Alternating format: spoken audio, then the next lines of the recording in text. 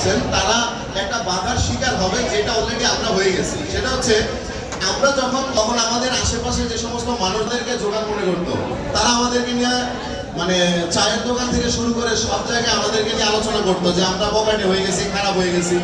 But এখন সবচেয়ে মজার বিষয়গুলো হচ্ছে ওই মানুষগুলো কিন্তু এখন আমাদের কাছে আসে, আমাদের সাথে দেখা করতে চায়, আমাদের কাছ থেকে জানতে চায় কিভাবে তারা কন্টেন্ট ক্রিয়েশন করবে। এটাই কিন্তু ভালো লাগে।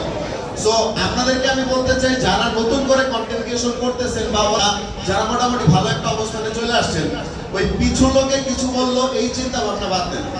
আপনার পিছনে যেই থাকুক না কেন, ওই মানুষগুলো আপনার পিছনেই থাকবে।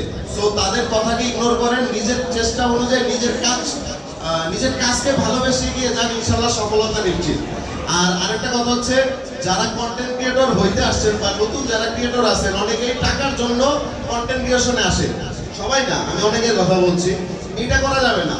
আমাদের মূল লক্ষ্য থাকতে হবে কাজ। আমি কাজকে ভালোবাসবো। কাজ যখন আমাকে আমি যখন আমার পরিপূর্ণ কাজটা দিতে পারবো, ইনশাল্লাহ সফলতা আমার নিশ্চিত। বাট আমি যদি ভাবি যে না, ফেসবুকে ওই যে অমুক টাকা ইনকাম করে, অমুকে টাকা ইনকাম করে, লক্ষ লক্ষ টাকা, এই চিন্তা ভাবনা করলে আমাদের ইনকাম কখনোই হবে না। বাট আমরা যদি ভাবি যে না, আমরা কাজটাকে ভালোবাসি, এবং এক একজন মানুষের কাজের স্কেল কিন্তু এক এক রকম। আপনি ফানি ভিডিও ভালো বানাইতে পারেন, আমি ইমোশনাল ভিডিও ভালো বানাইতে পারি। সো আমাদের মধ্যে কোন প্রতিভা আছে সেটা আমাদেরকে বের করতে হবে। এখন আমি যেটা পারবো না সেটা আমার যদি আরেকজনে চাপায় দেয়, আমি তো চেষ্টা করলে লাভ হবে না। এটাই। সো ইনশাল্লাহ ভালো কিছু হোক সবার। আর পাশে আছি, আপনারাও পাশে থাকবেন। Thank you.